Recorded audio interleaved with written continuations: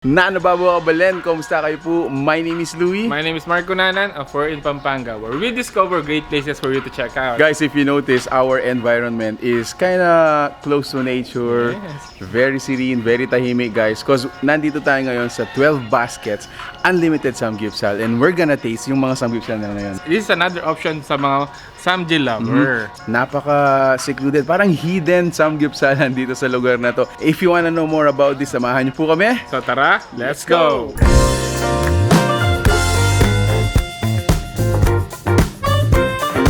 This is 12 Baskets Unlimited Samgyupsal naman. And it's only for 279 pesos for the pork samgy.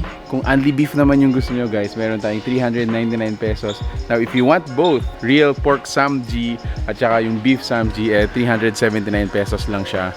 And yun yung table natin, kung saan si Mark ngayon. Cook, of course, ayan.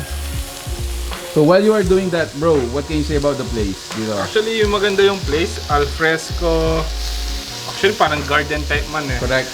And kasama mo pa ng samgy. Samahan mo ng samgy. All good na tayo dito. You want it a little bit crispy, bro? Yeah. Parang ganun. Medyo tostado. Alright. Let's run down yung kanilang mga side dishes. So this is baby potatoes, yellow radish, sweet potato, unlimited chicken wings, ayan. Black beans, kimchi, fish cake. And then ito yung ano. Ito sa social na pangalan niya, anchovy. And then we also have unlimited soup. Wow, everything here is actually unlimited. Unlimited rice din tayo dito. Unlimited rice po. Sticky rice. Yes.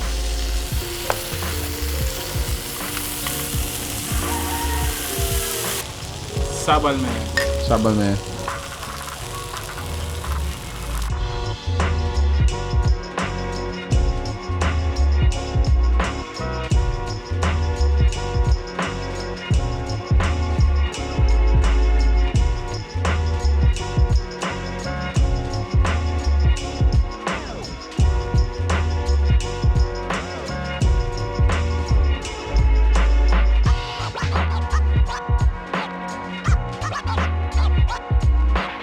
Alright. So yun nga guys, another place for you to check out. This is 12 Baskets Only Samgyupsal. Dito ma-feel nyo talagang close to nature habang kumakain ng samgy. Exactly. So ang opening hours po nila is from 11 AM up until 2:30 PM and then close po sila mag-open ulit 4:30 up until 8:30 PM. Yes. Dito they are serving unlimited samgy. So as low as 279 pesos. Ako definitely must try yung kanilang marinated pork. Ako nag-enjoy ako doon. And yung kanilang soup. Exactly. So guys, if you like the food you saw in this video or if you want to know more about this, kindly check out the fan page po we're gonna include in this video.